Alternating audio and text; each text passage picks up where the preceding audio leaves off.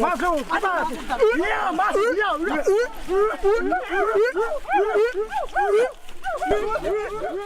Kayu besi rawa sepanjang 17 meter ini disiapkan untuk membuat salib. Melihat panjangnya, timbul pertanyaan, siapakah yang akan disalib? Siapapun itu, pasti sesuatu yang lebih besar dari mereka. Tapi Frankie Woro, Casimilus Awe, dan warga suku Auyu di Papua Selatan ini tak akan melukai siapapun. Mereka memakai salib ini sebagai tanda perlawanan.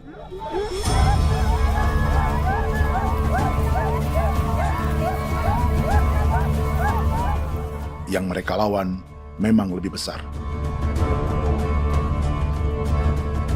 yaitu pemerintah Republik Indonesia. Pemerintah sedang mengincar 2,5 juta hektar hutan orang Papua untuk proyek tanaman industri pangan dan energi.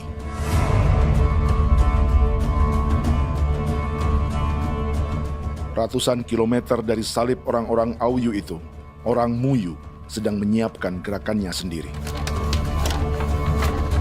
Tapi kali ini dalam bentuk sebuah pesta. Pesta yang disiapkan oleh marga Kimco Jinibju selama 10 tahun.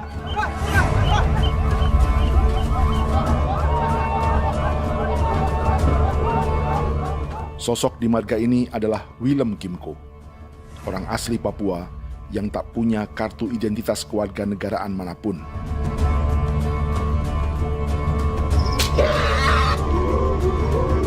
Pesta adat ini sudah cukup langka, tak hanya di Papua, bahkan di kawasan Pasifik dan peradaban Melanesia. Awalnya bayarnya kalau bukan. Intinya hati kau tegelem bipnuka, dan jitana ya kati kau beri barang dipo. Kau memang ambil kau kuning. Ada gagasan dan gerakan sosial di balik pesta orang-orang Muyu ini. Sama dengan gerakan salib merah yang dimulai orang-orang Auyu. Salib ini akan menjadi yang terbesar dari 1.800 salib merah yang telah ditancapkan berbagai suku di Papua Selatan dalam 10 tahun terakhir. Ribuan salib merah yang dipadukan dengan palang adat adalah tanda larangan yang menyatukan unsur-unsur adat dan agama. Kami percaya bahwa kalau memang kami sudah tidak mampu untuk menyelesaikan persoalan ini, dalam hal ini perusahaan tidak bisa masuk, berarti kami minta bantuan kepada nenek moyang dan Tuhan.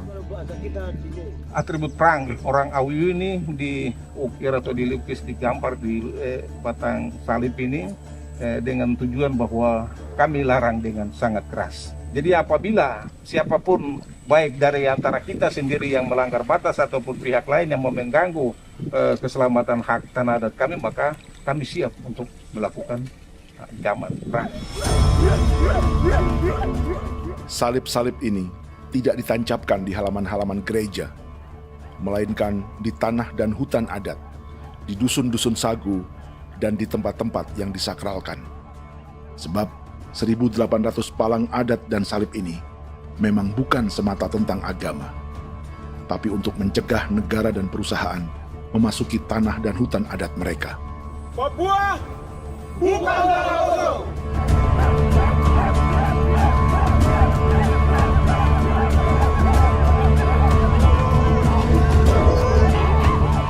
Di zaman TikTok ini, kami ingin menceritakan semua ini lewat film yang pendek.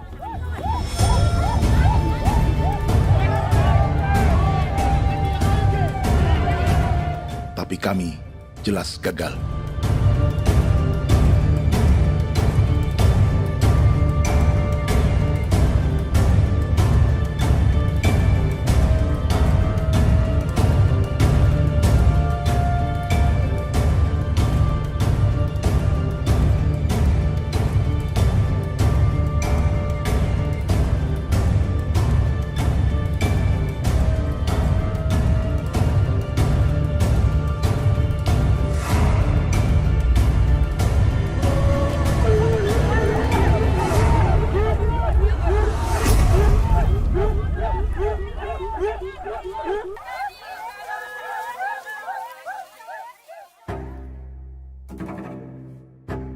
Di planet ini, ada 5 pemilik hutan hujan tropis terluas yang tersisa. Kongo di Afrika, Brazil, Peru, Bolivia, dan Indonesia.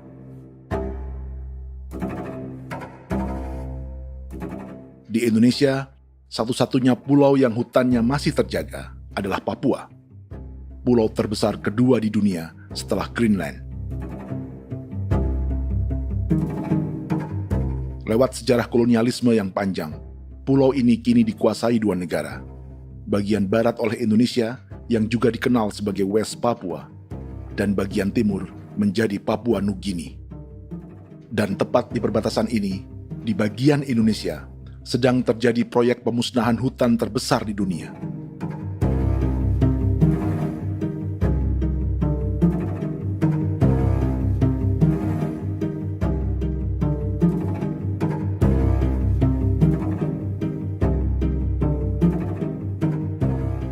Pemerintah Indonesia sedang membuka lebih dari 2,5 juta hektar hutan untuk sawit, tebu, padi, dan peternakan.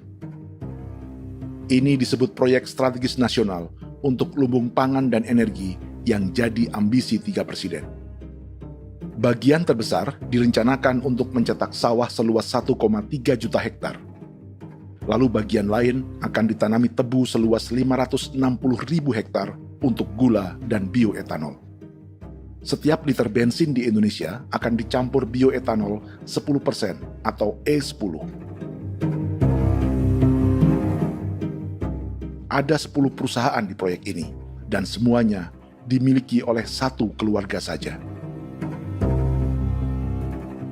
Berikutnya, ada areal sawit seluas 400.000 hektar untuk biodiesel. Targetnya mencampur 50% solar dengan minyak sawit atau B50. Dan terakhir, pemerintah akan membuka peternakan seluas 380.000 hektar. Jadi, apa yang salah dengan proyek pangan dan energi ini? 5 orang Papua dalam film ini akan menjawabnya.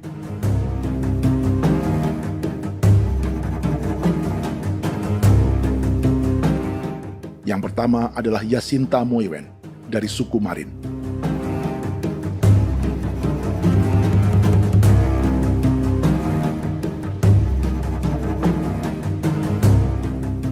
Yasinta dan warga di distrik Ilwayap di Merauke sudah menjadi korban. Hutan dan rawa sebagai sumber pangan dan ekonominya telah dihancurkan. Jalan sepanjang 135 km sedang dibuat, dan di kiri kanannya akan dicetak 1 juta hektar sawah. Mereka sulit menolak atau melawan. Salib sudah digeser, masih datang lagi dengan senjata nih mereka nih. Karena proyek ini juga dijaga tentara. Macam-macam senjatanya.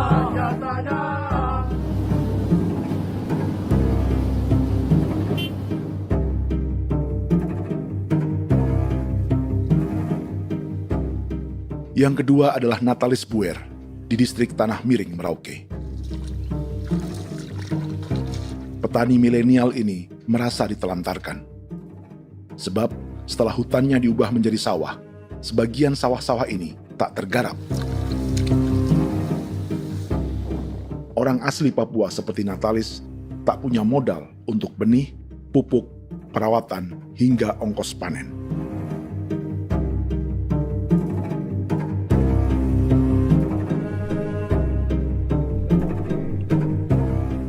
Orang ketiga adalah Vincent Kuipalo dari suku Yenan di distrik Jagebob, Merauke. Vincent dan suku Ye sedang menjadi korban.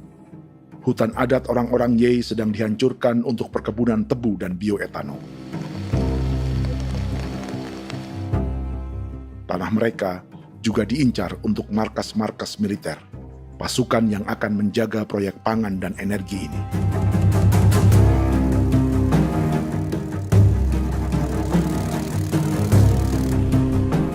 Yang keempat adalah Frankie Woro dari suku Auyu di distrik Fofi, Kabupaten Bovendigul. Hutan dan tanah mereka terancam perluasan perkebunan sawit untuk campuran biodiesel atau B50. Orang-orang dari suku Auyu ini adalah calon korban. Merekalah salah satu pelopor gerakan Palang Adat dan Salib Merah. Meski kadang berseberangan dengan gereja yang mereka anggap lebih mendukung pemerintah dan perusahaan. Mereka bahkan sedang merencanakan gerakan yang lebih besar, dengan salib yang lebih besar. Tanah milik Somu Sobisiba itu bahwa tanah ini diciptakan oleh Tuhan dan memberikan warisan kepada kami. Kami ini hanya hak jaga.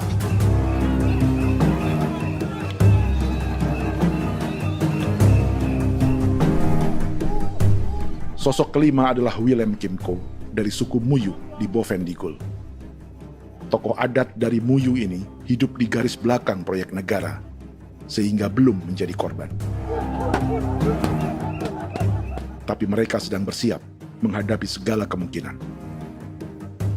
Tinggal di belantara dan perbatasan membuat sebagian mereka tak punya status kewarganegaraan. Tapi mereka telah hidup jauh sebelum ada Indonesia atau Papua Nugini.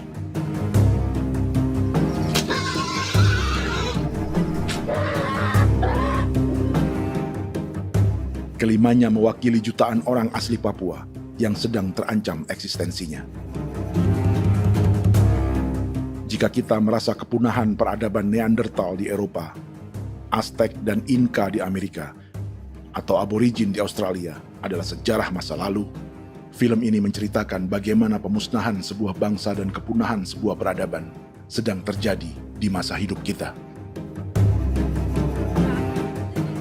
Kepunahan bukan karena kerusakan lingkungan dan ruang hidup semata, juga karena dihantam 60 tahun operasi militer.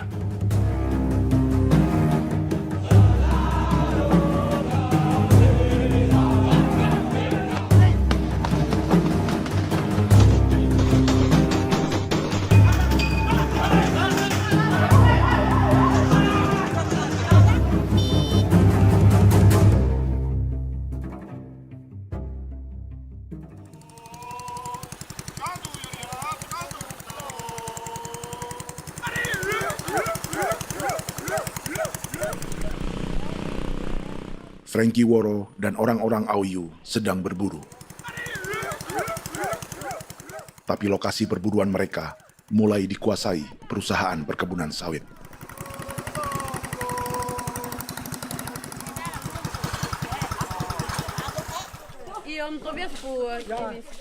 Kita akan menuju arah ke Inabusu. Di sana kami akan masuk di wilayah konsesi perusahaan PT Indo Asiana Lestari, dan di situ ya ada survei-survei mereka yang mereka pernah lakukan, tapi juga kami ada lakukan tanda-tanda saksi di sana.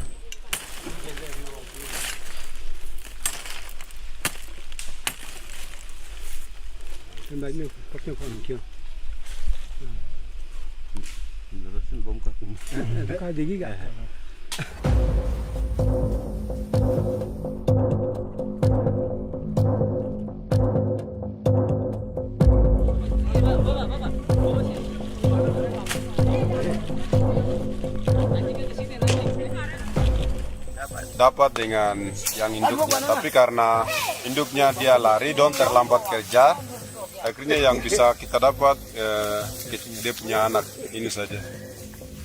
Ini kalau pakai bahan kayak asli.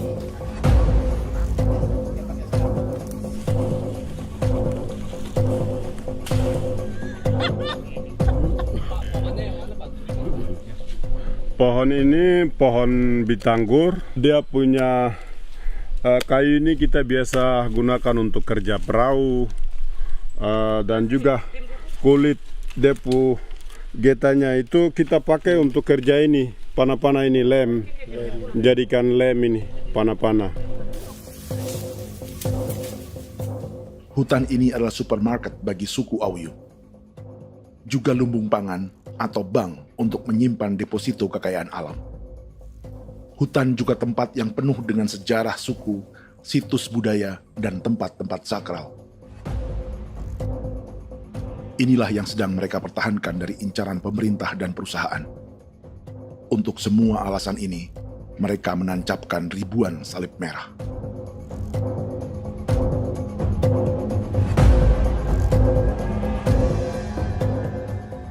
Tapi dari kampung, warga suku Auyu memberi kabar pada Frankie tentang intimidasi oleh aparat negara agar mereka melepas tanah ke perusahaan sawit dan berhenti memasang palang adat dan salib merah.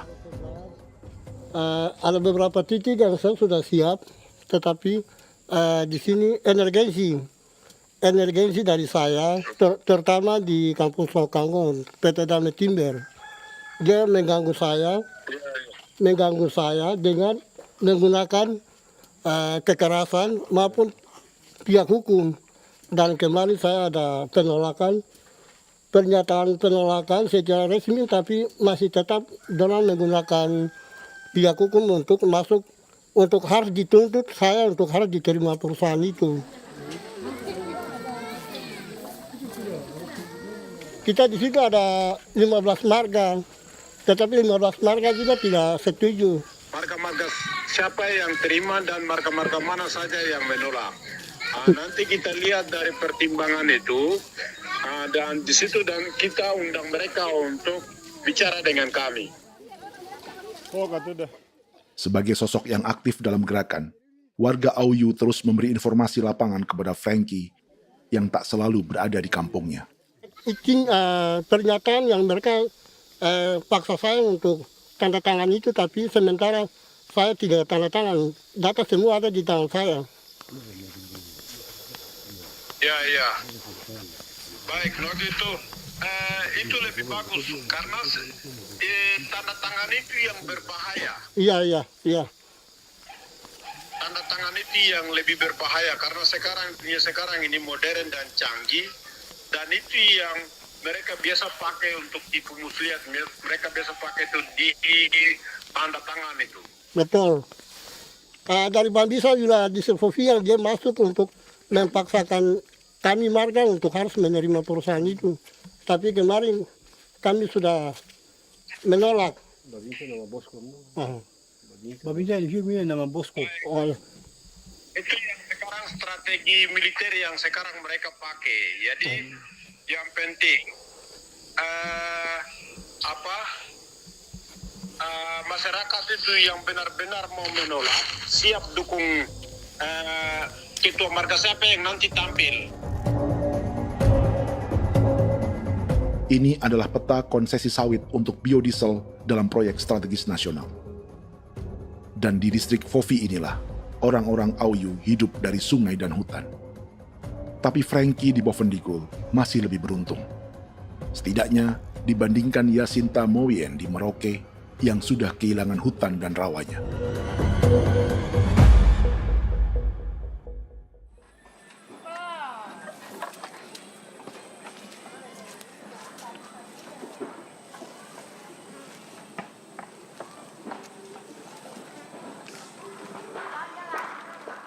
Yasinta dari suku Marin adalah petani sayur di Kampung Wanam, distrik Ilwayap, Merauke. Memanfaatkan lahan yang ada, ia berkebun dan menjual hasilnya ke pasar kampung. Ini ekonomi warga di Wanam untuk menghasilkan uang, lalu memberi barang kebutuhan yang tak bisa mereka produksi sendiri. Tapi kehidupan sebenarnya ditopang oleh ekosistem hutan dan rawa. Inilah sumber pangan utama dan peradaban mereka.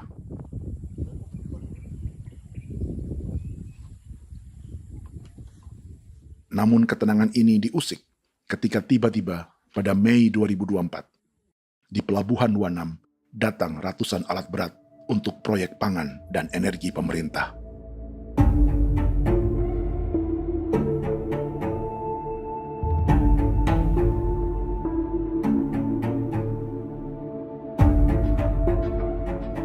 Kami masyarakat setempat kami tidak tahu. Kami kaget pagi-pagi kapal sudah ada di pelabuhan kami.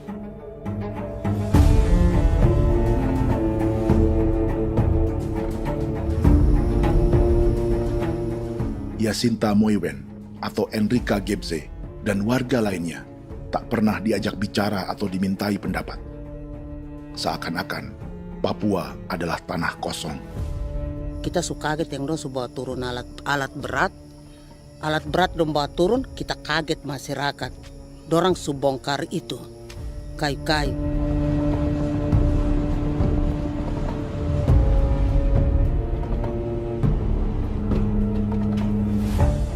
Bersamaan dengan alat-alat berat itu, juga berdatangan tentara Indonesia untuk mengawal proyek pembukaan hutan milik Jacinta.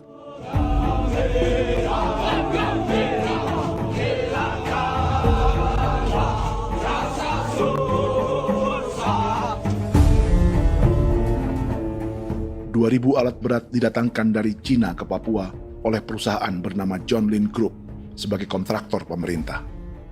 Ini disebut sebagai pesanan eskavator terbesar di dunia dengan nilai 4 triliun rupiah. Misinya membuka hutan dan rawa milik orang Marin, salah satunya untuk membangun jalan sepanjang 135 km. Sementara di kiri kanannya akan dicetak sawah yang ditargetkan seluas 1,3 juta hektar. Jalan berupa garis lurus ini bukan rute tradisional ekonomi masyarakat. Jalan ini akan menghubungkan kawasan perkebunan sawit dan tebu di sebelah timur, juga untuk mobilisasi pasukan militer. John Lin Group adalah perusahaan yang dimiliki Andi Samsudin Arsyad atau yang dikenal dengan Haji Isam. Sebagian orang mengenalnya sebagai pengusaha yang hobi balapan mobil.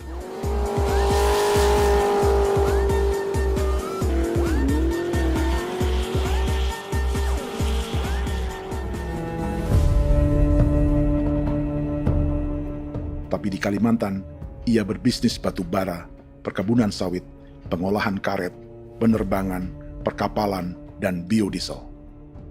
John Lin Group kini juga menjadi pemilik perkebunan tebu dan pabrik gula terbesar di Indonesia. Sayapnya melebar dari Kalimantan hingga ke Bombana, Sulawesi Tenggara. Perkebunan tebu, pabrik gula, dan industri bioetanol inilah yang juga sedang dikembangkan di Papua. Foto ini adalah momen ketika Isam bersama kerabatnya, Menteri Pertanian Amran Sulaiman dan Menteri Pertahanan Syafri Samsudin meluncurkan program biodiesel atau B50 di Kalimantan Selatan. B50 artinya setiap 1 liter solar, 50%-nya akan dicampur minyak sawit. Perusahaannya, PT John Lin Agroraya, menjadi salah satu pemainnya.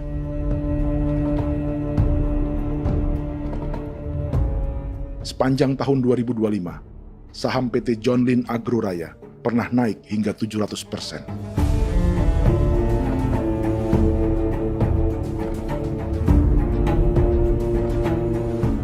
Perusahaan sawitnya yang lain, PT Pradiksi Gunatama, sahamnya bahkan pernah naik 4.000% hanya dalam 1 tahun. Dari harga saham ini saja, nilai kekayaan keluarga Isam diperkirakan mencapai 100 triliun rupiah lebih, menjadikannya salah satu keluarga terkaya di Indonesia dan salah satu pemain penting industri bioenergi. Dan di Papua Selatan inilah sebagian sawit-sawit untuk mendukung program B50 akan ditanam. Inilah tanah orang-orang Wambon, Muyu, Marin, Yei, atau Auyu seperti Frankie Wor.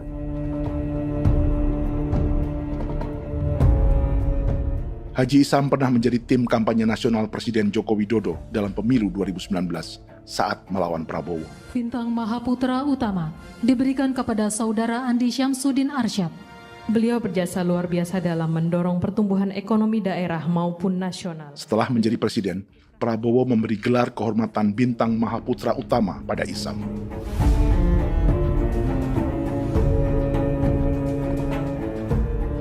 Sejumlah menteri Prabowo, juga kerabat dan orang-orang yang pernah bekerja di perusahaan Isam.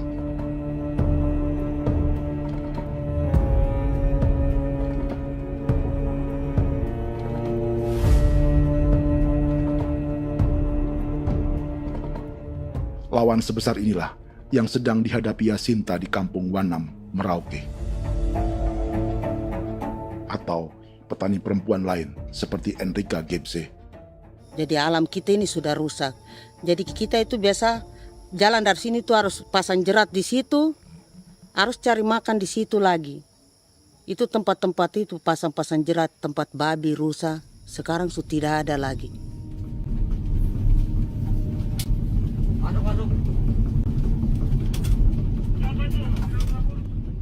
Rekaman ini memberi gambaran bagaimana Kasuari kehilangan rumah di bekas hutan dan rawa yang telah dibabat.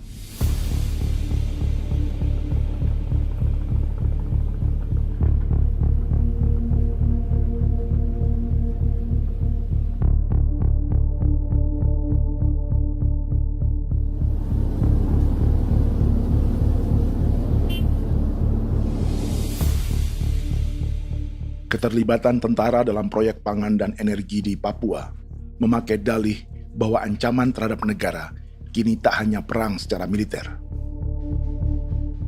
tapi juga melalui pangan dan energi.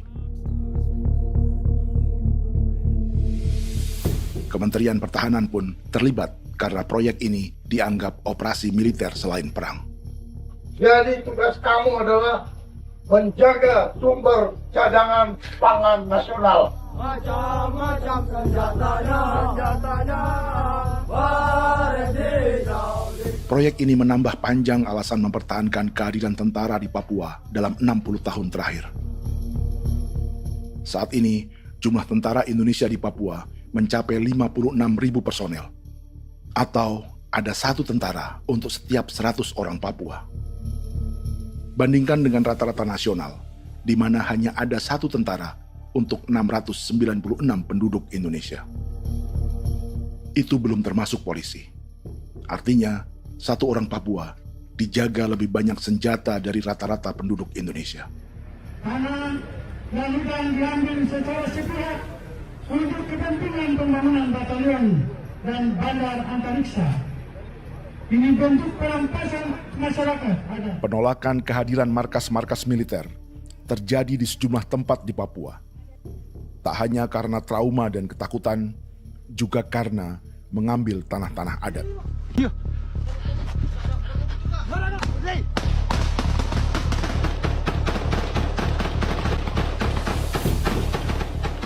Salah satu alasan mengapa militer terus ditambah di Papua, karena masih ada perlawanan dari Organisasi Papua Merdeka atau OPM selama 50 tahun terakhir.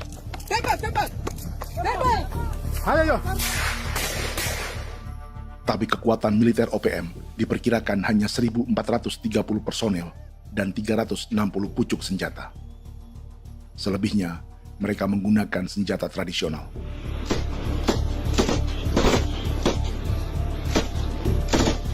Dengan demikian, kekuatan tentara dan polisi di Papua 58 kali lebih besar dari gerilyawan Organisasi Papua Merdeka.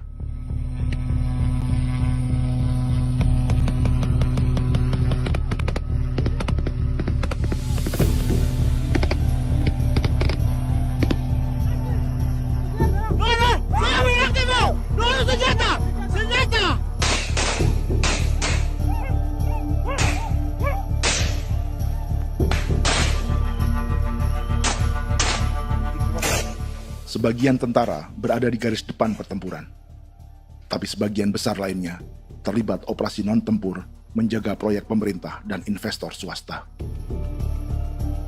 Seperti Batalion Infanteri Teritorial Pembangunan di distrik Jagebob, Merauke ini. Lokasinya bersebelahan dengan konsesi lahan tebu untuk gula dan bioetanol milik PT Murni Nusantara Mandiri.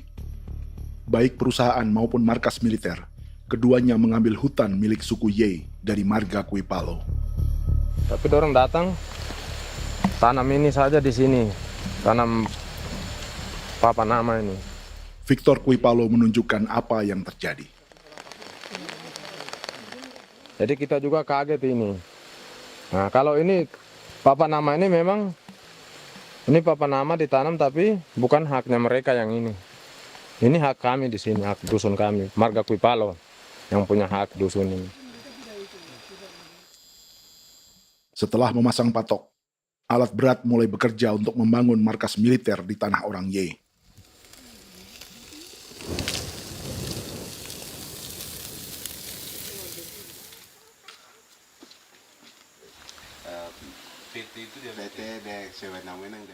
Kehadiran markas militer mengkhawatirkan warga yang pernah mengalami trauma.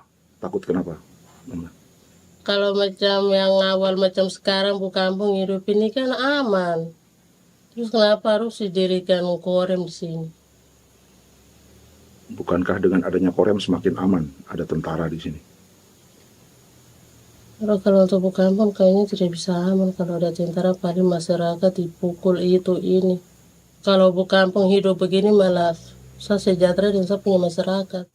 Apa pernah ada pengalaman buruk sebelumnya dengan tentara di daerah sini?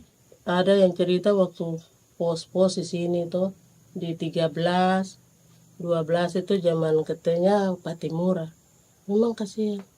Malah kita punya orang ini yang dianiaya betul, dipukul. Disuruh kerja bakti tidak mau atau lama mencari, namanya kita pangkur sagu itu butuh waktu 1 minggu. Kalau lama begitu ya paling diseret apa pukul itu. Operasi militer Indonesia di Papua dimulai tahun 1962 lewat Operasi Trikora. Tapi perlawanan bersenjata pertama di Papua baru dilakukan tahun 1965 di Manokwari. Nanti tanggal 1 Mei jam 12.30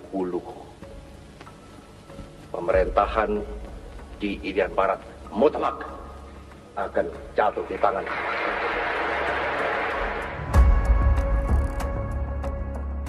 Sejak itu, selama 60 tahun, operasi militer untuk menaklukkan Papua terus dilakukan.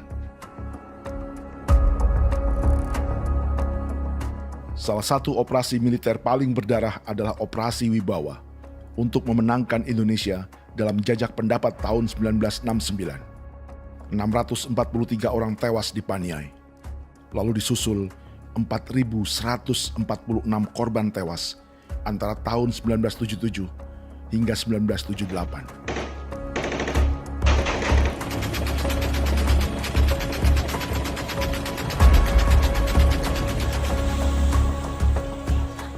Operasi militer ini menimbulkan gelombang pengungsian hingga kini. Dewan Gereja Papua mencatat 103.000 orang menjadi pengungsi pada tahun 2025 dan nyaris tak diberitakan media-media Jakarta. Jumlah pengungsi terbesar tercatat di Nduga yang mencapai 20.000 jiwa. Banyak di antaranya yang sedang hamil, seperti Jubiana, salah satu pengungsi Nduga. Jadi ini takarik masih kaki be muguruk berselari namen wane kosel bigari me egirik munene an nimbo misle berselar nene wam darik lek prak de oi gore bangal no so ndak lo yo nandang me anet ndang no yat de nanen di ko nerwa membri wal marwa egirik munene wa tri ngel no semana ngal siak kaya berkumpulnya masalah orang me wo seluk ri namen wani ko semane kuman nak wani ndemo ko ndak misri namen bre ko ko nak semane ne be minute waru ra kana bi ni dige war be mino pragit de laina bulan maret april yana mana kantan barang na lire na bam ne Jubiana lalu menamai anaknya pengungsi Kogoya. Selain Jubiana, juga ada Emma dari Maibrat yang melahirkan di hutan. Sampai di kampung gini, katanya bilang ada tentara yang bangun jembatan. Nah, capek itu juga pun masih tahan. Kembali lagi ke hutan lagi. Itu sampai sejatuh di tengah jalan. Orang sampai terbanting di kayu semuanya. Berasa sakit begitu. Melengkapnya tuh Domika Serli, pengungsi Wako. Masyarakat sipil dari Kampung Aitrem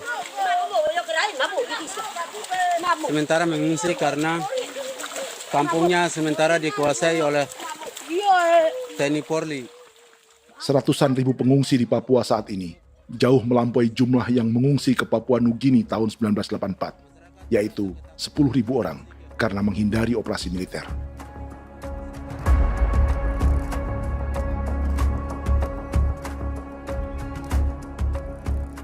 Bersamaan dengan operasi militer, eksploitasi sumber daya alam Papua juga dilakukan sejak masuknya tambang emas dan tembaga Freeport pada tahun 1967.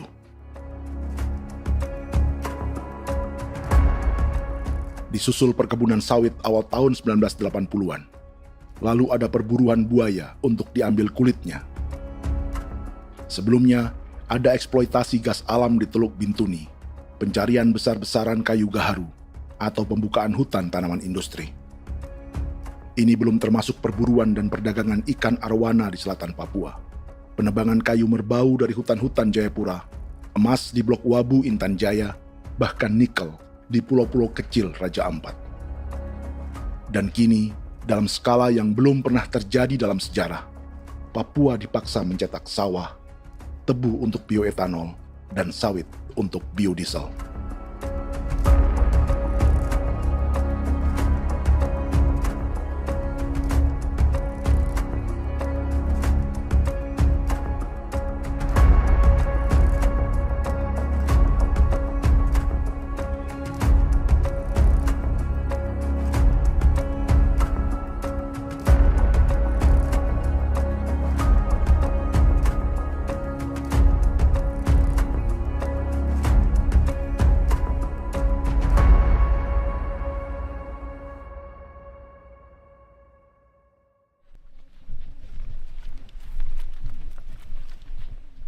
Inilah yang sedang menimpa keluarga Vincent dan Victor Quipalo di Merauke.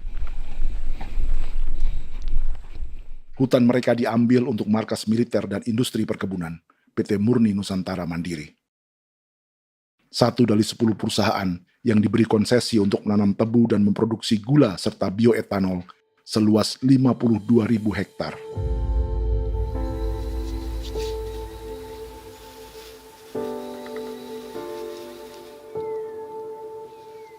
Perusahaan ini dianggap mengambil hutan dan tanah orang-orang Ye, terutama marga Quipalo, yang memiliki hak adat terhadap 2.300 hektar hutan.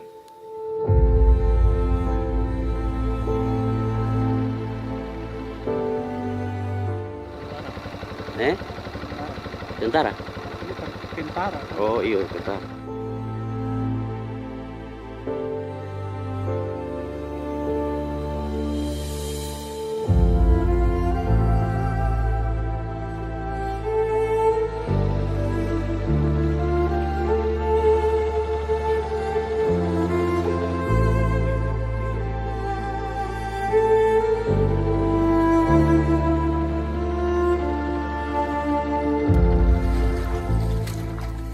Keluarga Quipalo sedang melihat apakah perusahaan semakin mengancam tanah mereka.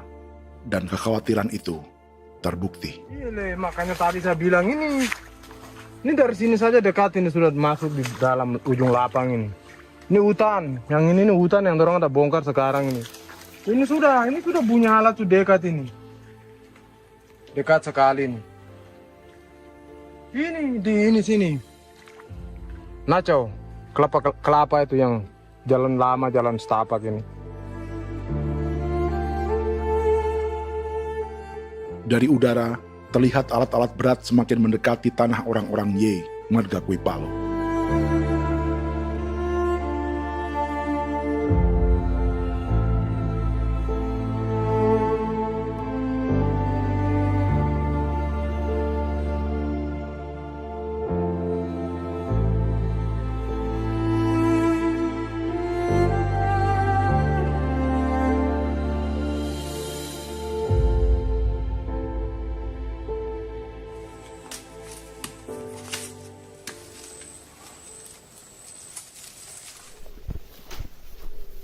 Keesokan harinya, Victor dan kerabatnya memberi tanda cat merah di pohon-pohon yang berada di batas tanah mereka.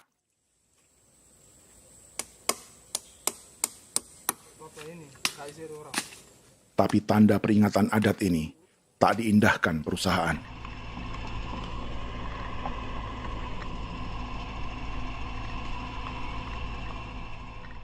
Dua bulan kemudian, perusahaan tetap memasuki tanah marga Quipalo.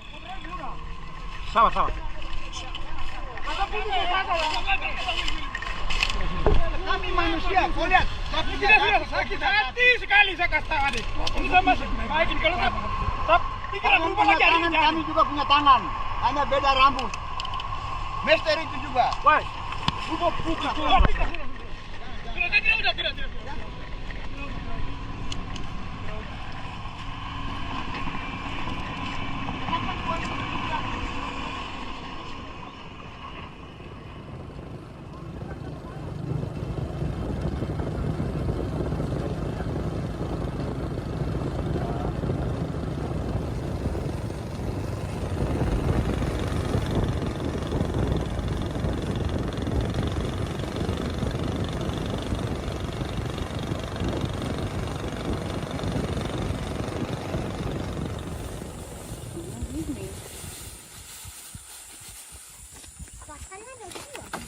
masuk sini.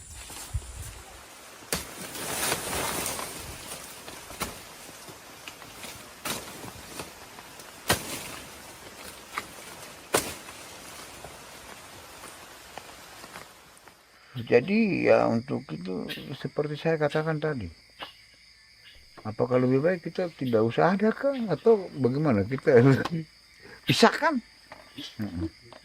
pisahkan dari negara ini kan, jangankan tuh. Saya kemarin bicara sama Daniel, datang sama saya dengan persoalan Kodam ini, saya bilang Pak Daniel kalau lebih baik saya ngungsi ke Papua Nugini. Dia bilang, aduh Bapak jangan begitu. Ya memang kalau tidak bisa menghargai kami, lebih baik pilihan yang itu yang saya memilih. Lebih baik saya pindah dari sini. Saya mengungsi ke Papua Nugini, di negara tetangga. Masih di laut. Apa?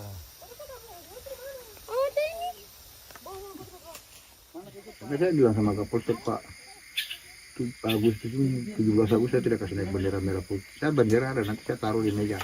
Bendera saya ada. Karena saya punya pikiran percuma kita ini merasa bahwa kita hidup di bawah naungan merah putih. Ternyata merah putih tidak lindungi kami. Tidak anggap kami sebagai kami rakyatnya. Dia lambang negara. Dan kami menghargai lambang negara itu. Ternyata lambang negara ini, kita bernaung di bawah lambang negara ini, kita tidak dilindungi. Hak kita tidak dihargai.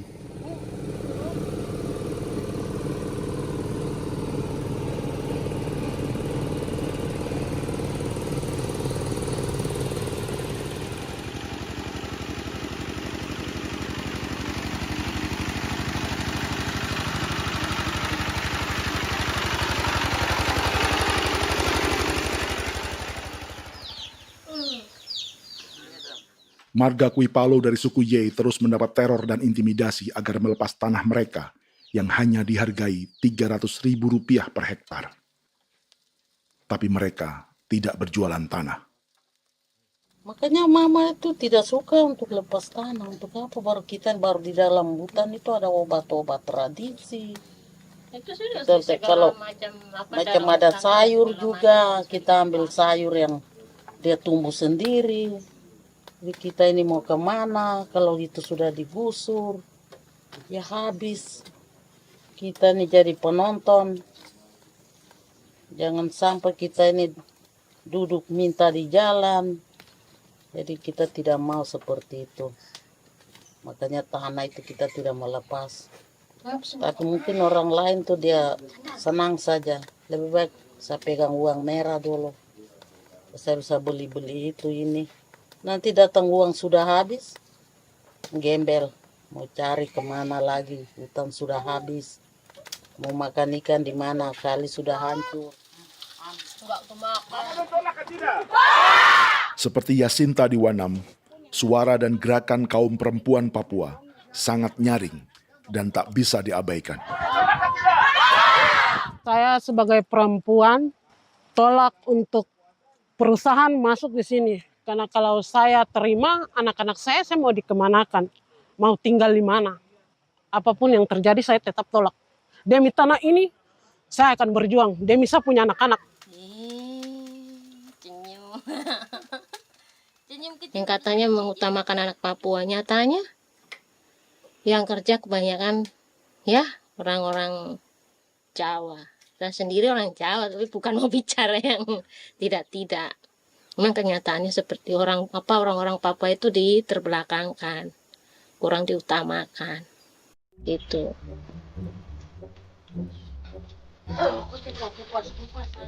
Proyek food estate seperti mencetak sawah, bukannya tak diikuti warga Papua.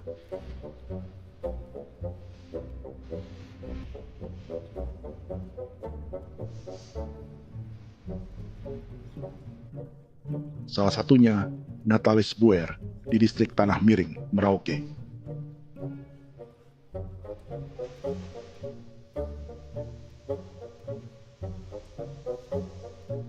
Setelah menghabisi hutan, pemerintah Indonesia mencetak sawah untuk tanaman padi karena beras mulai menjadi makanan pokok menggantikan sagu.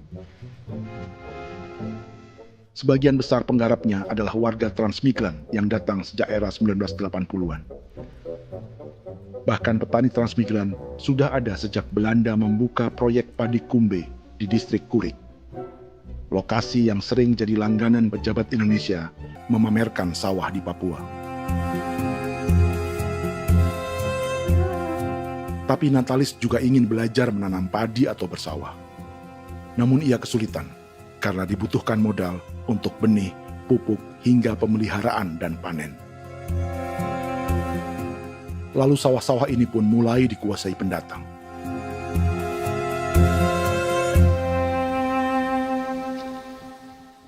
Tapi sejauh ini di kampung kami ini yang saya lihat memang ada kelompok kami punya di sini yang sudah tergabung dalam Gapoktan, kemudian masuk dalam optimalisasi lahan. Tapi baru saya anak asli yang punya lahan di sini. Mereka tidak punya. Pemerintah dalam hal ini adalah Kementerian Pertanian bersama-sama Kementerian Pertahanan yang dalam hal ini pada garis di bawahnya adalah TNI Angkatan Darat, memberikan support yang maksimal kepada masyarakat khususnya di Merauke dalam rangka. Saya kemarin habis 9 juta. 9 juta ya? Iya, 9 juta karena dia sudah tidak dipakai toh. Ya. Perempuan Papua seperti Filomena juga mau bertani. Pemerintah memberi bantuan Rp900.000 per hektar lewat program optimalisasi lahan atau OPLAH. Tapi dibanding biaya produksi dan harga jual gabah, Filomena mengaku berkali-kali rugi dan kini memutuskan tak lagi menggarap sawahnya. Terus kita harus cari uang untuk kondek. Betul. Karung kita beli. Karung beri sendiri lagi. Tenda kita beli. Ini dari yang offline ini don tidak siapkan. Tidak ada. Tidak ada ya, jadi mama don sendiri. Itu yang saya bilang, 900.000. Itu modal untuk kerja sawah ini. Mulai dari kerja sampai nanti panen. Panen. Wih, ngeri sekali. Iya, lucu toh? Tidak dapat itu. Betul, Mam. Dong maksud begini. Kalau disuruh tanam ubi berhektar-hektar, mari datang. Kita tahu cara rawatnya bagaimana, Iya. tanamnya bagaimana, tanam model bagaimana supaya hasilnya model begitu. Kita tahu. Kalau yang ini kan kita baru belajar.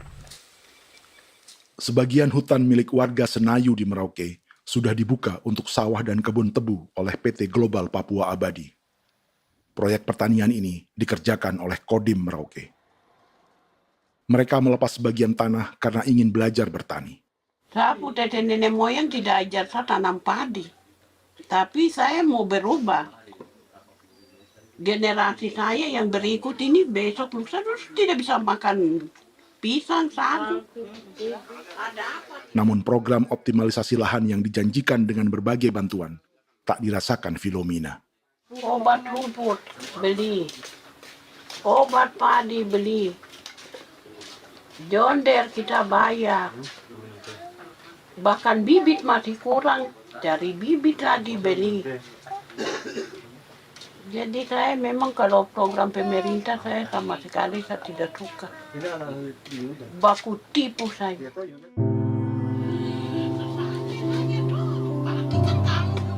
Mereka merasa ditinggalkan sendiri, jatuh bangun belajar bertani padi. Sementara sumber pangan dan air yang semula mudah didapat, kini telah berganti sawah dan kebun tebu. Dulu kita masih bisa jalan, nanti masak di kali, pakai air kali. Minum pakai air kali. Sekarang, kok mau masak? Tidak ada air, Air sudah susu, mau minum tidak bisa. Sudah dengan obat. Don semprot tebu itu saja drone. Drone yang semprot. Saya lihat di itu. Jadi kita bukan drone yang terbang di atas untuk disemprot. Iya, ada semprot obat. Dong lempar pupuk di bawah ya dia mengalir ke kali. Mengalir ke kali, ke rawa-rawa.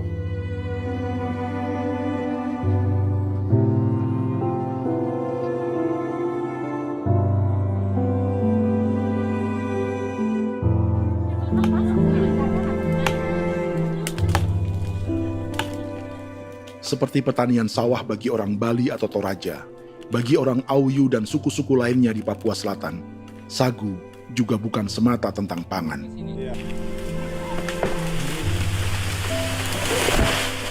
Bagi orang Auyu dan Marin, sagu adalah kerabat, sosok orang tua, sosok nenek moyang yang harus dijaga dan dilindungi. Lagi bikin apa mama ini mama? Pakai tokok itu sagu.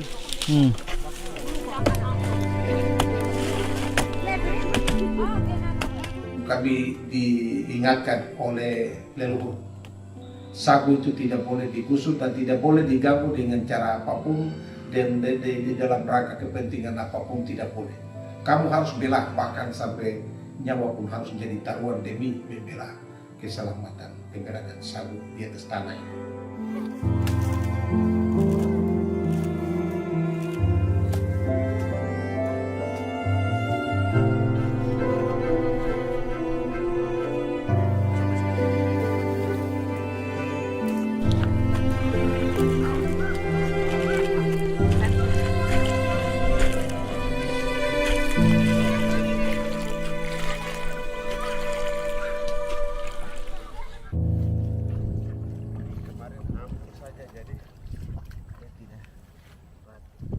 Menurut Natalis, pemerintah di Jakarta mendefinisikan lumbung pangan semata urusan beras dan mencetak sawah. Sebenarnya orang Papua itu bukan tidak bisa bertani. Kami tanam ubi itu bagian dari pertanian. Nah, pertanian yang dimaksud oleh pemerintah itu harusnya selalu, itu kalau bisa pemerintah harus spesifikkan. Pertanian apa yang dimaksud? Pertanian tanam padi atau pertanian tanam ubi, petasan dan lain-lain. Ini yang harus dispesifikkan dulu. Begitu, sehingga tidak menjustifikasi kami orang asli Marin bahwa kami tidak bisa bertani. Bukan. Kami buka kebun besar-besar di sana, bahkan bermeter-meter, ratus-ratus meter pakai sekop, bukan pakai ekskavator, tapi ini pakai skop. Itu pertanian, begitu. Bagi Natalis, alih-alih memaksimalkan sawah-sawah yang sudah ada untuk petani Papua, pemerintah selalu membuka hutan baru, seperti dikerjakan perusahaan John Lynn Group dan melibatkan tentara. Padahal, sejarah keterlibatan militer dalam proyek food estate atau cetak sawah adalah sejarah kegagalan yang bertubi-tubi 4 presiden selama 30 tahun terakhir.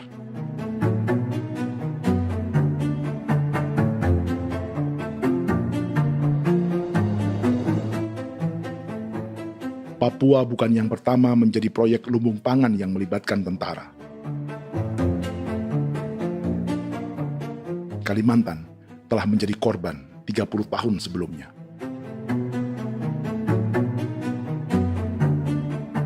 Ini adalah bekas hutan yang sudah dibuka di Pulang Pisau, Kalimantan Tengah. Tahun 1996, di era Presiden Jenderal Soeharto, ia menghabisi 1 juta hutan di lahan gambut untuk mencetak sawah demi memenuhi ambisi swasembada beras, bukan swasembada pangan. Hutan tropis Kalimantan dihabisi dalam skala yang belum pernah terjadi dalam sejarah.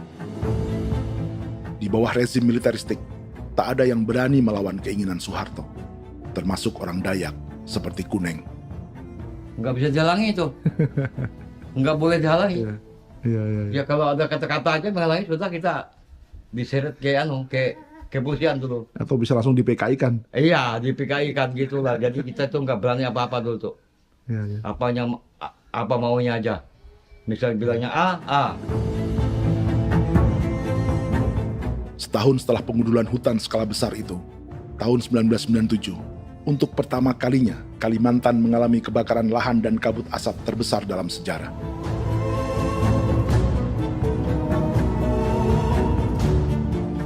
Sebagai ilustrasi, ini kondisi kabut asap tahun 2015.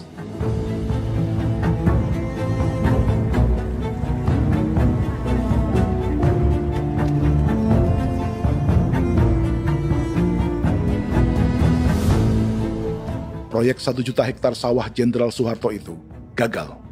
Bendungan dan saluran irigasi mangkrak hingga kini. Mei 1998, rezim Soeharto tumbang. 2 tahun setelah ia menumbangkan jutaan hektar pohon di Kalimantan. Setiap tahun, lokasi ini menyumbang kebakaran dan kabut asap yang merugikan jutaan orang. Sawah yang berhasil di Kalimantan justru bukan sawah yang dibangun Jenderal Soeharto, melainkan yang dirintis para transmigran sejak era 1980-an. Sawah-sawah inilah yang ikut digarap oleh militer di era Presiden Joko Widodo. Dan hasil dari proyek food estate Presiden Jokowi itu sama sekali jong nih, nggak ada harapan lagi sudah seperti ini. Tapi Jokowi terus memperluas area food estate hingga 16.000 hektar. Presiden Jokowi juga menyerahkan urusan lumbung pangan ini kepada Prabowo yang saat itu menjadi Menteri Pertahanan.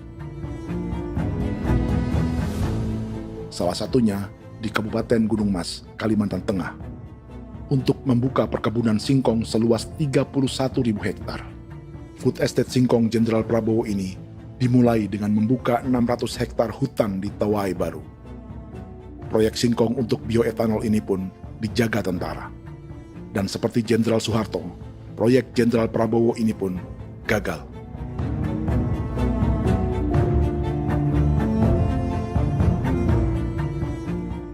Dengan reputasi ini, Joko Widodo dan Prabowo justru sedang membuka 2,5 juta hektar di Papua.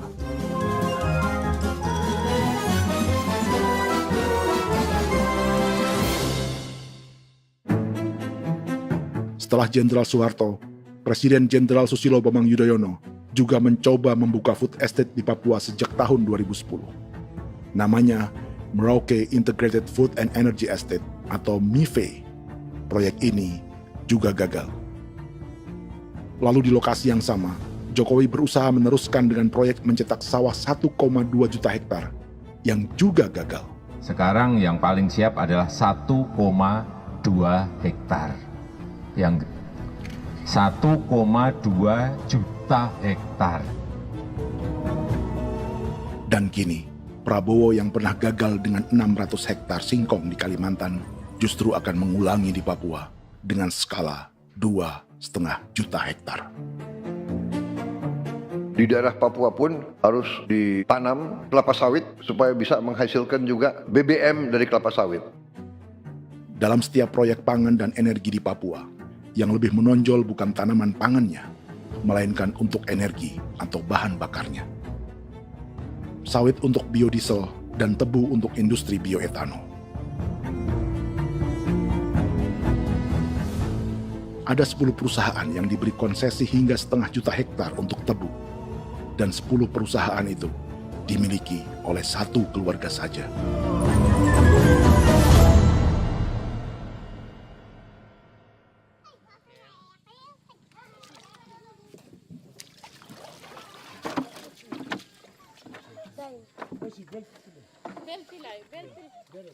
Para perempuan Auyu di Bovendigul akan berangkat memancing. Priska Beni membantu menyiapkan perahu.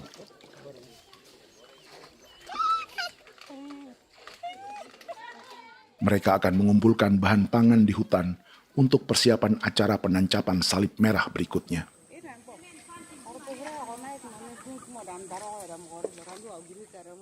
Priska sudah mengambil posisi memancing.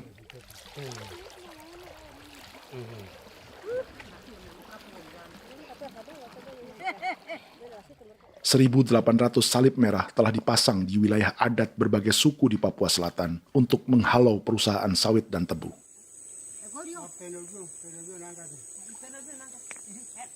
Maria Tebung yang paling muda datang membawa hasil. 2 ekor ikan gastor alias gabus toraja. Sebagai generasi Z, pendidikannya sampai sekolah dasar. Di perusahaan perkebunan seperti sawit atau tebu, ijazah SD hanya bisa menjadi buruh kasar. Tapi ia tak tertarik. Karena kita hidup itu dari alam, kita pancing, juga di darat, bawa anjing, terus bikin pagar sagu, dapat babi, bawa baru kita makan. Jadi kita tidak mau perusahaan masuk. Kita tidak akan terima. Sementara Priska Beni masih mencari peruntungan. Tapi baginya, menjadi nelayan di Sungai Fofi masih lebih baik daripada bekerja 9 tahun di perkebunan sawit. Sudah pengalaman, jadi kita tidak mau lagi. Seberapa lama ketika kerja itu? Selama di sana. 9 tahun di sana. 9 tahun? Saya baru pulang dari perusahaan. Selama 9 tahun kerja di sawit, bisa punya rumah kah? Atau tidak. Motor kah? Tidak. Johnson kah? Tidak. Cuma makan saja. Pendapatan juga kan tidak lebih. Habis dimakan.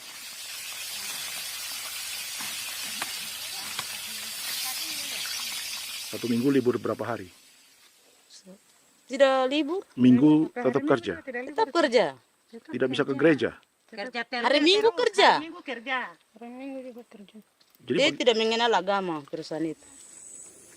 Di grup perusahaan sawit Korindo, Priska digaji 2 juta rupiah per bulan dan tinggal di mes karyawan.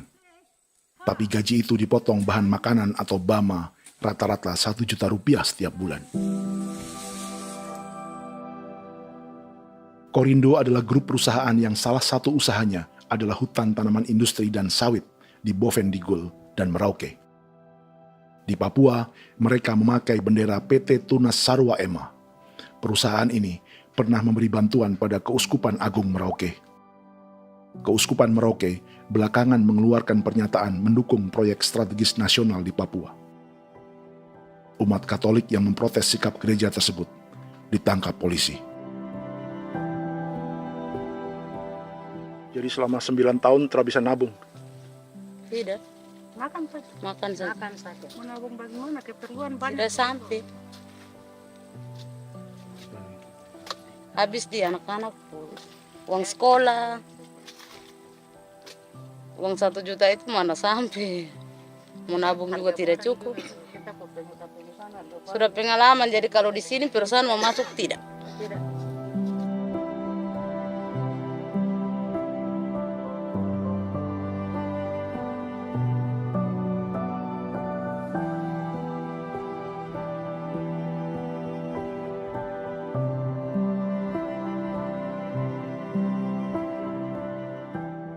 Dan menu makan siang seperti ini agaknya sulit bagi buruh sawit atau tebu yang digaji 2 juta rupiah per bulan.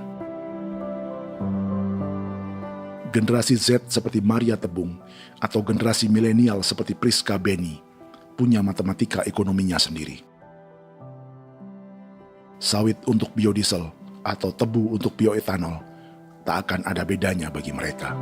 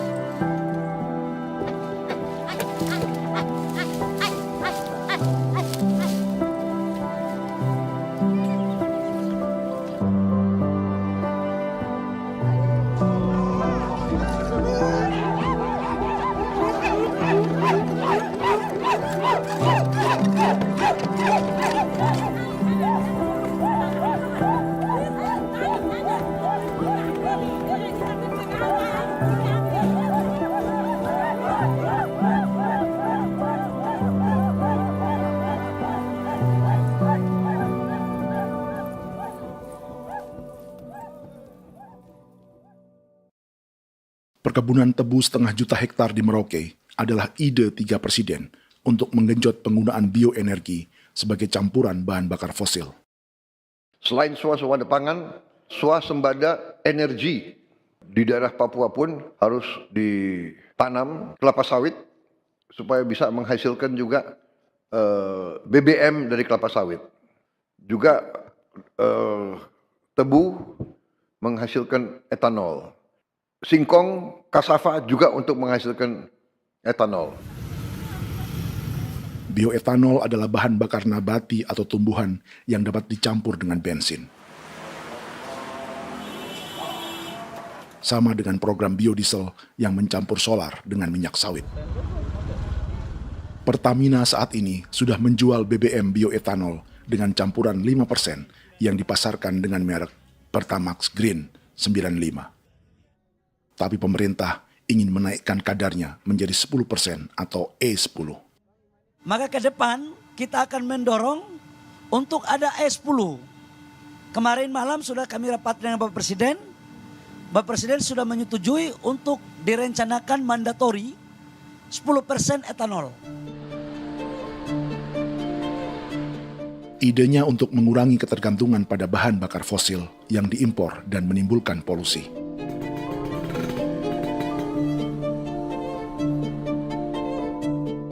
Tapi bioetanol bukannya tak mengorbankan lingkungan, hutan, rawa, dan manusia. Karena program E10 membutuhkan 7,3 miliar liter bioetanol, maka lahan yang dibuka untuk menanam tebu bisa mencapai 1,3 juta hektar. Sementara saat ini, luas perkebunan tebu di Indonesia hanya 500 sampai 600 ribu hektar. Artinya, butuh lahan baru hingga 800 ribu hektar untuk menanam tebu. Dan 500 ribu hektar diantaranya sedang dibuka di Papua. Hutan yang tadinya untuk menumbuhkan pangan berubah jadi tanaman untuk bahan bakar di jalanan. Kecepatan pulihnya hutan beradu dengan jumlah dan kecepatan kendaraan di jalanan.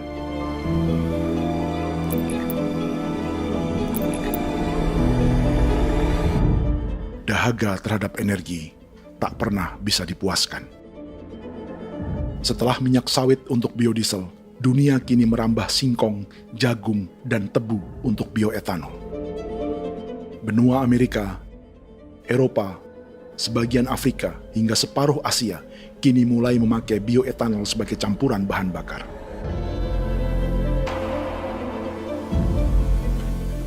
Selain perebutan lahan, masa depan dunia juga dibayangi semakin mahalnya harga pangan karena persaingan antara perut manusia dengan tangki kendaraan.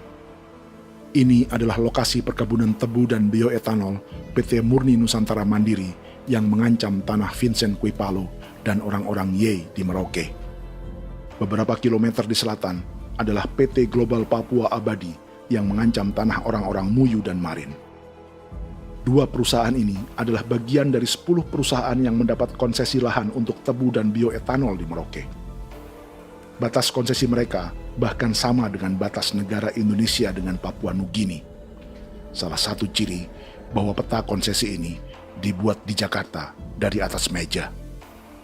Sama seperti kolonial Inggris dan Belanda ketika mereka membagi Pulau Papua dengan garis lurus pada abad 19.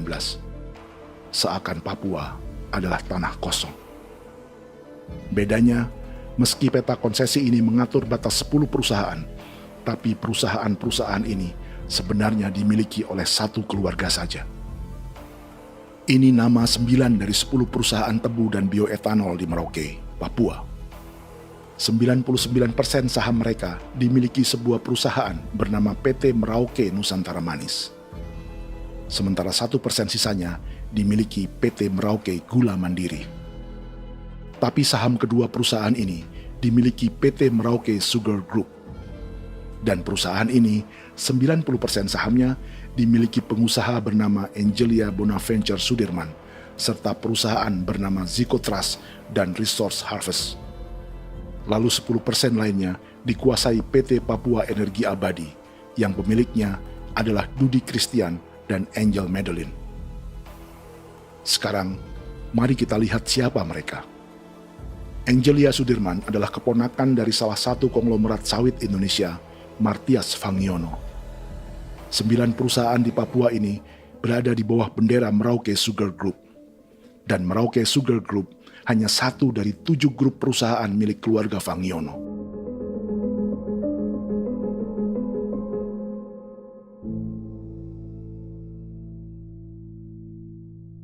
Ini Martias Fangiono. Seperti Haji Isam, Martias selama ini dikenal sebagai pengusaha sawit yang kini merambah bisnis tebu dan bioetanol. Ini momen saat penanaman perdana tebu di Merauke bersama Presiden Joko Widodo Juli 2024. Di sini juga ada anak Martias Fangiono, yaitu Wirastuti Fangiono. Wirastuti adalah salah satu yang menonjol dari keluarga Fangiono. Tahun 2025, Forbes mencatatnya sebagai konglomerat termuda dengan kekayaan 23 triliun rupiah yang mengendalikan 2 grup usaha, FAP Agri dan Surya Dumai Industri. Keduanya adalah perusahaan sawit dan biodiesel. Anak dan bapak ini adalah investor utama bagi Jokowi dan Prabowo untuk proyek tebu dan bioetanol di Papua. Sementara yang ini adalah Martua Sitorus, pemilik raksasa agribisnis dunia, Wilmar International, yang juga memegang konsesi sawit di Papua lewat berbagai perusahaan. Tapi Martua kini memakai bendera baru, yaitu KPN Corporation atau Karunia Prima Nastari. KPN inilah yang memiliki kelindan bisnis dengan keluarga Fangiono untuk proyek tebu Merauke. Apalagi grup Wilmar yang didirikannya juga pemain gula utama di Australia. Tahun 2010, Wilmar membeli 100% saham perusahaan gula terbesar Australia, Sucrogin. Akuisisi senilai 1,5 miliar dolar Amerika ini langsung menjadikan Wilmar pemain tebu terbesar kelima dunia.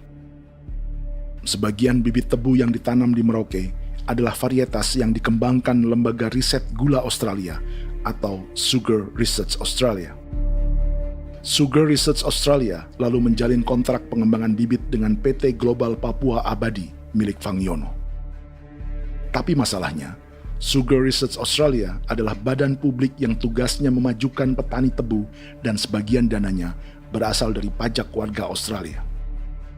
Itu artinya, warga Australia membiayai pengembangan bibit tebu untuk investor dan pemerintah Indonesia. Dokumen ini menunjukkan bahwa lembaga yang dibiayai warga Australia itu pernah memiliki kontrak penyediaan bibit dengan PT Global Papua Abadi milik keluarga Fangiono. Kontrak itu baru berakhir pada November 2024. Artinya, saat Presiden Jokowi dan keluarga Fangiono menanam bibit tebu pada Juli 2024 ini, kontrak itu masih berlaku. Nama lain dalam keluarga ini adalah Siliandra Fangiono, yang pada tahun 2024 dijuluki Raja Sawit Termuda dengan kekayaan 39 triliun rupiah dalam catatan Forbes. Ia mengendalikan grup First Resources. Secara umum, keluarga Fangiono memiliki 20 perusahaan di Sumatera, 32 perusahaan di Kalimantan, 1 di Jakarta, 2 di Singapura, dan 25 perusahaan di Papua. Di Papua, perusahaannya tersebar dari Sorong, Mapi, hingga Merauke. Para politikus dan pejabat Indonesia terus membesarkan konglomerasi, meski Martias Fangiono pernah divonis 1,5 tahun penjara karena kasus pembalakan liar dan kebun sawit ilegal tahun 2007.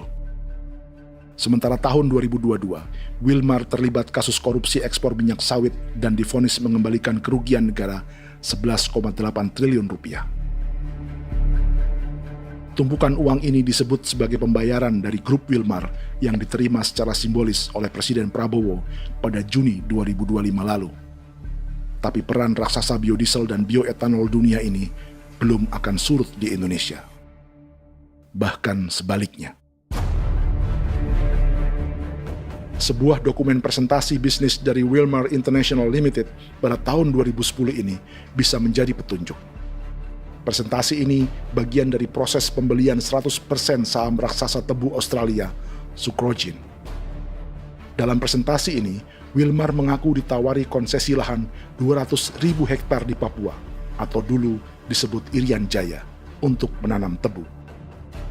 Dengan penerbangan hanya 2,5 jam dari kantor Sucrogin di kota Townsville ke Merauke, Wilmar akan mengawinkan bisnis gula dan bioetanolnya menjadi pemain dunia.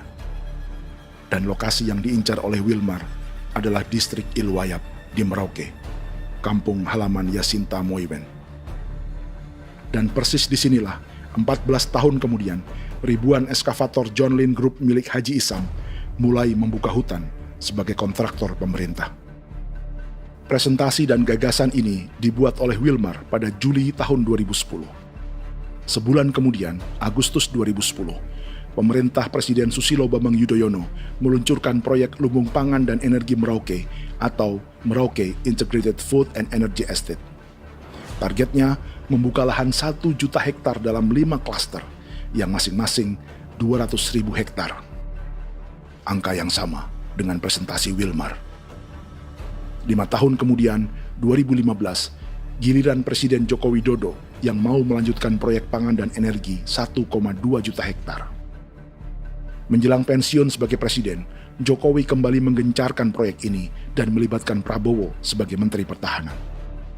Jokowi lalu mendukung Prabowo sebagai presiden berpasangan dengan anaknya, Gibran Rakabuming Raka sebagai wakil presiden. Kini, setelah menjadi presiden, giliran Prabowo yang melanjutkan proyek bioetanol dan biodiesel dengan memobilisasi militer dan melibatkan pejabat-pejabat yang juga para elit partai koalisinya.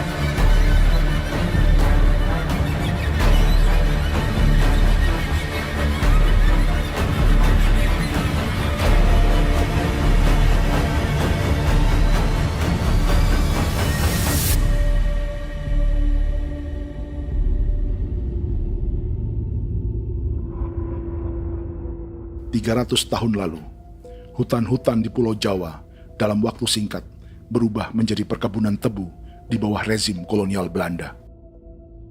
Orang Jawa menjadi buruh dan petaninya dipaksa menanam tebu. Dari kolonialisme dan politik tanam paksa itu, Belanda memperkaya negara dan para investornya.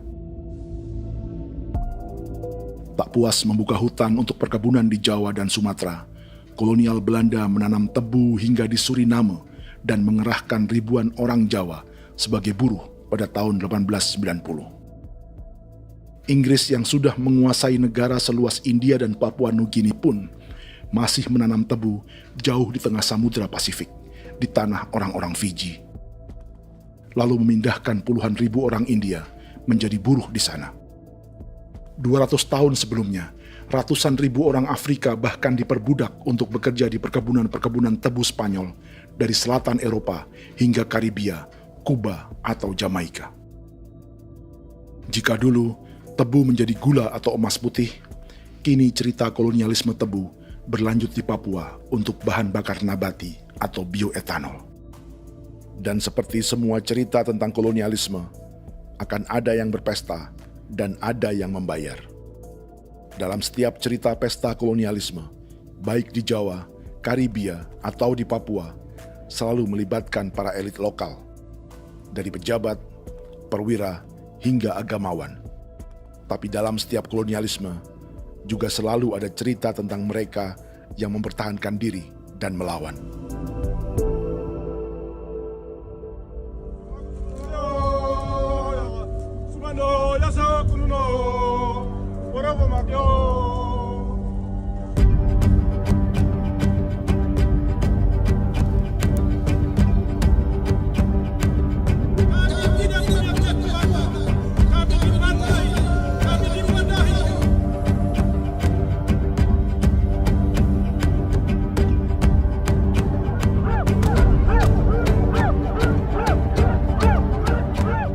Dalam sejarah Gereja Katolik banyak pemimpin-pemimpin yang adalah tanda petik itu adalah Judas-Judas juga. Jadi itu sudah pasti karena itu adalah manusia. Satu sisi sebagai manusia dalam perjalanan digoda, apalagi ada dalam posisi-posisi jabatan, ya mungkin banyak tawaran-tawaran lain, lalu disitulah terjadi pergeseran keberpihakannya kepada misi gereja tadi itu untuk umat, untuk mereka yang tertindas. Orang kirim eksavator, orang kirim tentara, orang kirim polisi. Pukul kami bukan pencuri, kami tidak pernah mencuri orang barang. Kami tidak pernah menangis ke orang lain. Kami tidak pernah menangis ke kita bapak mama, kami menangis kepadamu. Tuhan kami lemah. Sudah tahu. Dia kata ini hijau cikui. Orang datang ke bangsa kami, ke wilayah kami untuk kasih habis kami.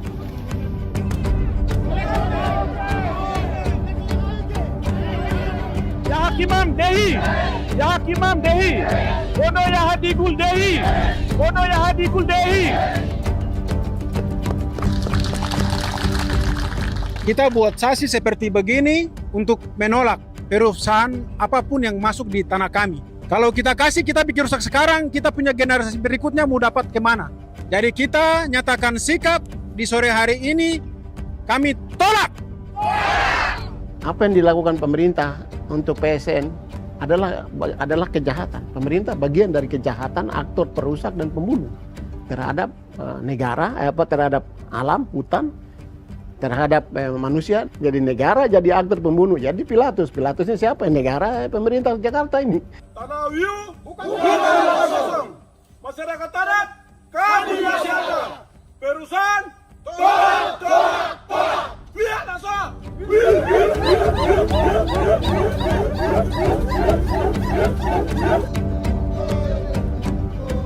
Jika tanah adat dan hutan adat hilang, kami mau hidup di mana? Maka di sini saya mau bilang, negara jangan tipu-tipu kami lagi.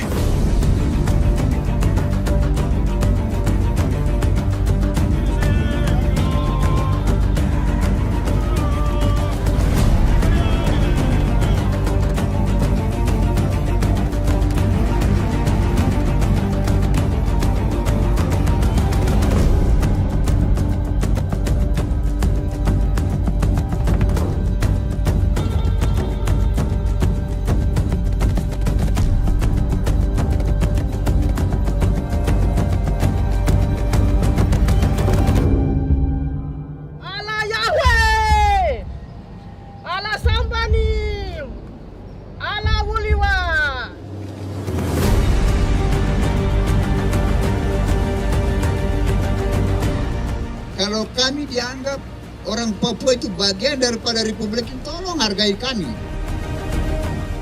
Dengan adanya PSN, PT John Hindrook yang sudah menerobos tanah kami dan hutan kami, merusak alam kami. Itu yang kami datang ke Jakarta jauh-jauh dari Papua. Kami mau bersuara kepada Bapak Presiden Prabowo Subianto, di mana keadilan untuk masyarakat Papua. Tolong lihat masyarakat Papua yang sudah mati. Kami bersepakat menyatakan, 1. Gereja-gereja di Indonesia mendukung masyarakat adat yang menolak proyek strategis nasional di tanah Papua. 2. Gereja-gereja di Indonesia menolak militerisme dan otoritarianisme di Indonesia.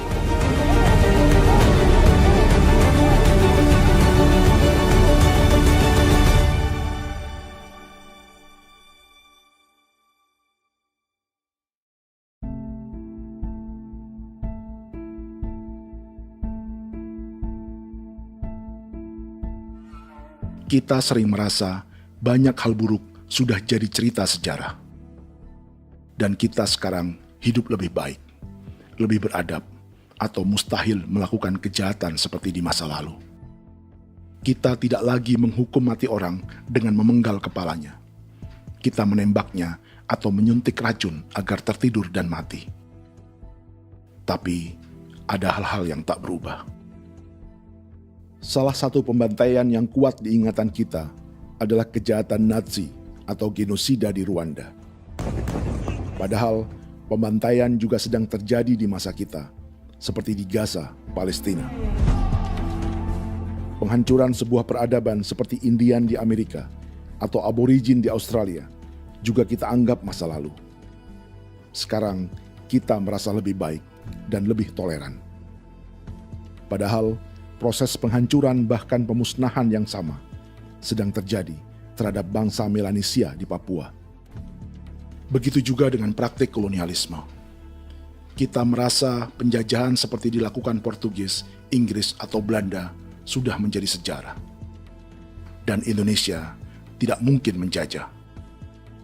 Padahal itulah yang sedang terjadi dan dirasakan di Papua.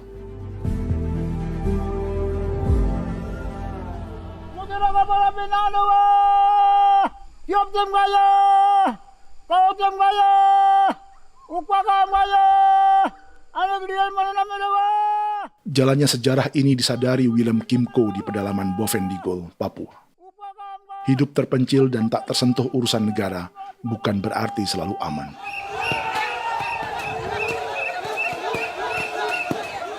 Untuk sampai di tempat ini, orang-orang Muyu menempuh 2 hari berjalan kaki mengarungi hutan, lembah, dan sungai. Termasuk mereka yang datang dari perbatasan Papua Nugini. Mereka berkumpul untuk memenuhi undangan pesta adat yang disebut Awon Atatbon atau Pesta Babi. Yang mengundang adalah marga Kimco Jinipjo. Yang dituakan di marga ini adalah Willem Kimco. Ia tak punya kartu tanda penduduk dan kewarganegaraan manapun, baik Indonesia atau Papua Nugini. Tahun 1984, 10.000 orang Papua, terutama suku Muyu, mengungsi ke Papua Nugini untuk menghindari operasi militer Indonesia, termasuk Willem Kimco.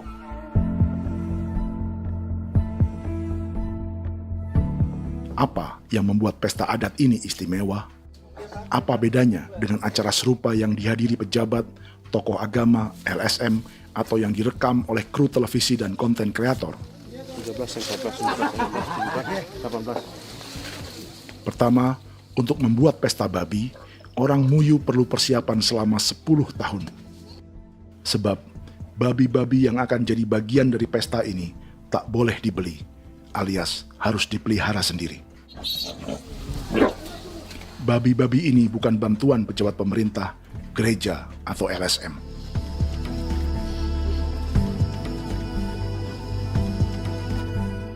Yang kedua, babi-babi ini tidak dipelihara di kandang. Jadi punya nama babi ini kah? Harimau. Harimau? Harimau. Dia kulit dengan ini bulu di harimau, macam harimau begitu yang kasih nama harimau. Setelah diberi nama, mereka dilepas liarkan di hutan sejak kecil. 10 tahun kemudian, jika tiba saatnya pesta, para pemburu akan mencari mereka di dalam 479 hektar hutan milik marga Kimco. Suku atau marga lain tak akan mencurinya di hutan, karena mereka sudah punya babi dan wilayah masing-masing. Itu artinya, mereka harus tetap menjaga dan mempertahankan hutannya, agar babi-babi bisa hidup. Demikian juga dengan lahan pangan mereka, yang menumbuhkan sagu, keladi, atau aneka sayuran.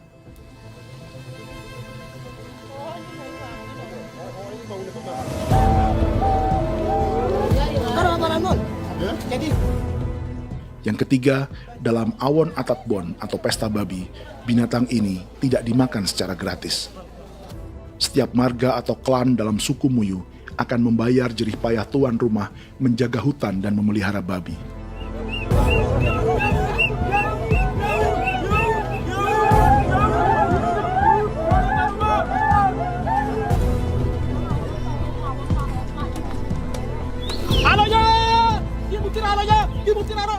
Ini seperti arisan untuk menjaga budaya dan lingkungan. Bagian dari budaya dan ekonomi timbal balik yang ditandai dengan siklus memberi dan menerima.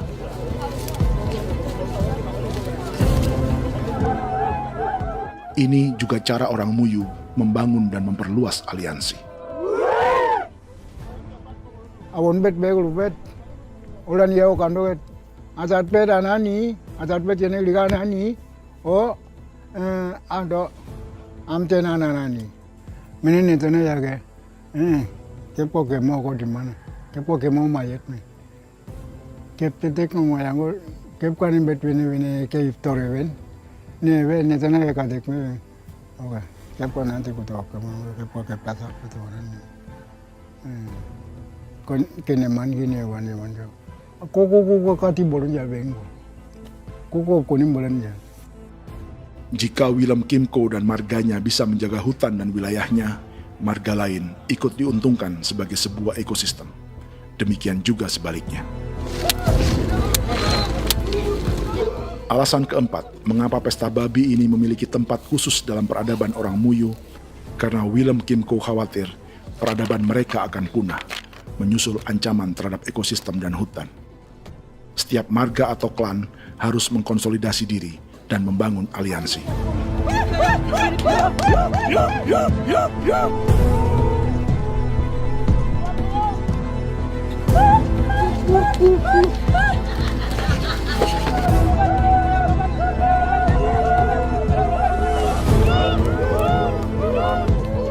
Kekhawatiran Willem dan orang-orang Muyu tak berlebihan. Ruang hidup mereka bersinggungan dengan proyek bioetanol dan biodiesel pemerintah Indonesia.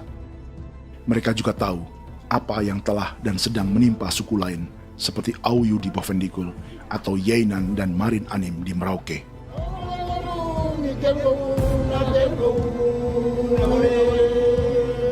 Jika suku-suku lain menggunakan palang adat dan salib merah sebagai gerakan perlawanan, orang-orang Muyu memakai pesta babi untuk mempersiapkan diri dan konsolidasi. Sebab, berbeda dengan saat mengungsi tahun 1984, kali ini yang datang ke tanah orang-orang Muyu tak hanya tentara, juga alat-alat berat bersama para pebisnis pangan dan energi. Mau ke Madu, mau datang.